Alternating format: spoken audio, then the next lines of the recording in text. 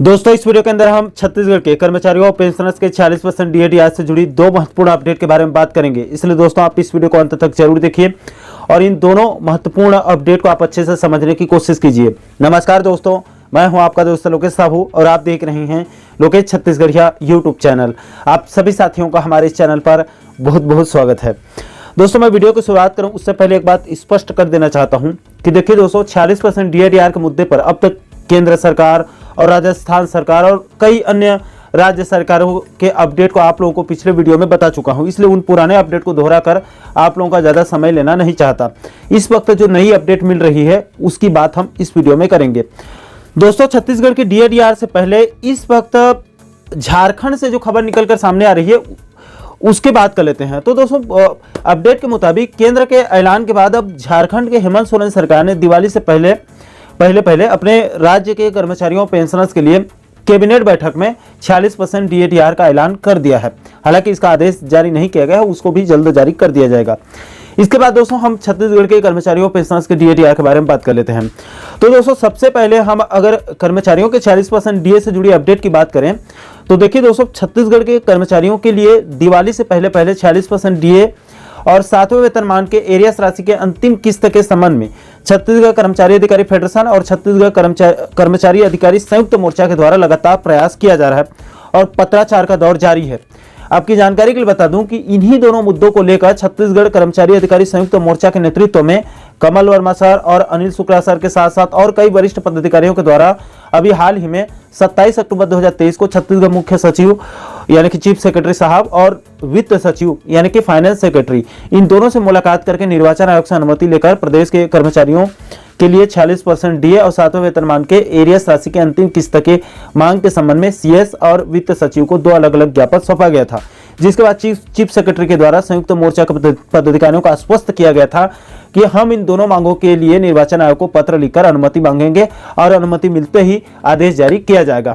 दोस्तों इस संबंध में इस वीडियो को रिकॉर्ड करने से पहले आज छत्तीसगढ़ कर्मचारी अधिकारी फेडरेशन के प्रांतीय संयोजक और संयुक्त मोर्चा के प्रमुख चेहरा कमल वर्मा सर से मेरी बात हुई तो वर्मा जी ने साफ साफ कहा कि हम लोग लगातार प्रयास कर रहे हैं और चूंकि आज शनिवार और कल रविवार अवकाश है इसलिए हम परसों सोमवार को अपने पदाधिकारियों के साथ फिर से मुख्य सचिव वित्त सचिव दोनों से मुलाकात करके पता लगाएंगे कि आखिर डीए और 7वें वेतनमान के एरियस की क्या स्थिति है अभी, और साथ ही साथ फिर से ज्ञापन सौंपकर जल्द से जल्द दिवाली से पहले आदेश जारी करने की मांग रखेंगे।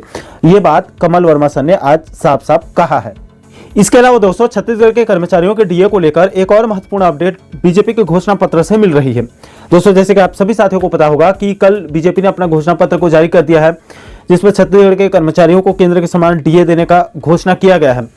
साथियों इसी मुद्दे पर INH 24/7 न्यूज चैनल में बीजेपी के कद्दावर नेता और रमन सरकार में रहे कैबिनेट मंत्री अमर अग्रवाल साहब वो पहुंचे हुए थे और उन्होंने इस इंटरव्यू या फिर इस पूरे चर्चा में साफ साफ कहा है कि बीजेपी सत्ता में आती है तो वो छत्तीसगढ़ के कर्मचारियों को न सिर्फ केंद्र के समान डीए देगी बल्कि वो ऐसा नियम कानून बनाएगी जिससे छत्तीसगढ़ के कर्मचारियों को कभी भी राज्य सरकार से डीए मांगने की जरूरत नहीं होगी।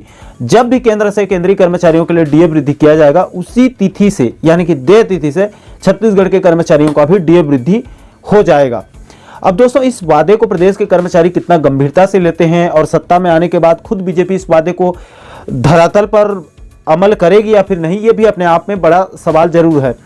दोस्तों वैसे तो बीजेपी ने कल अपने घोषणा पत्र में प्रदेश के कर्मचारियों, शिक्षकों, पेंशनर्स और बेरोजगारों के लिए कौन कौन से घोषणा किए हैं आज सुबह के इस वीडियो को देखकर आप उसको अच्छे से समझ सकते हैं।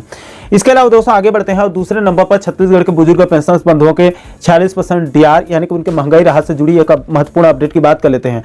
तो देखिए दोस्तों जिस प्रकार छत्तीसगढ़ कर्मचारी संगठन के द्वारा 40% डीए की मांग की जा रही है, पत्राचार किया जा रहा है, बिल्कुल उसी तर्ज पर छत्तीसगढ़ के पेंशनर संगठनों के नेताओं के द्वारा भी संघर्ष किया जा रहा है। दोस्तों आपकी जानकारी के लिए बता दूं कि इसी मुद्दे को लेकर अभी हाल ही में भारतीय राज्य पेंशनर्स महासंघ के पदाधिकारियों ने 30 अक्टूबर 2023 को छत्तीसगढ़ के मुख्य सचिव अमिताभ जैन सर से मुलाकात करके उनको ज्ञापन सौंपकर छत्तीसगढ़ के कर्मचारियों पेंशनर्स को भी दिवाली से पहले केंद्र का समान 40% डीए के लिए तत्काल निर्वाचन आयोग को पत्र लिखकर अनुमति मांगने की मांग रखी गई थी।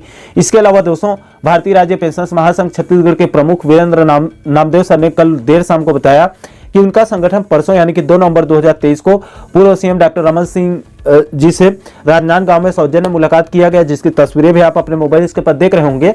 दोस्तों, इस मुलाकात के दरमियान पेंशनर संगठन के नेताओं ने खास करके वीरेंद्र नामदेव सर ने पूर्व सीएम डॉक्टर रमन सिंह जी के समक्ष राजस्थान के तर्ज पर छत्तीसगढ़ के कर्मचारियों और पेंशनर्स को केंद्र के समान देय तिथि से 46% डीएडीआर मुद्दे पर मदद करने की मांग रखी, जिस पर रमन सिंह जी ने उनके सामने कहा कि दिवाली पूर्व पेंशनरों और कर्मचारियों को केंद्र के समान देय तिथि से डीएडीआर मिलना चाहिए। इसको रोकना सरासर गलत है।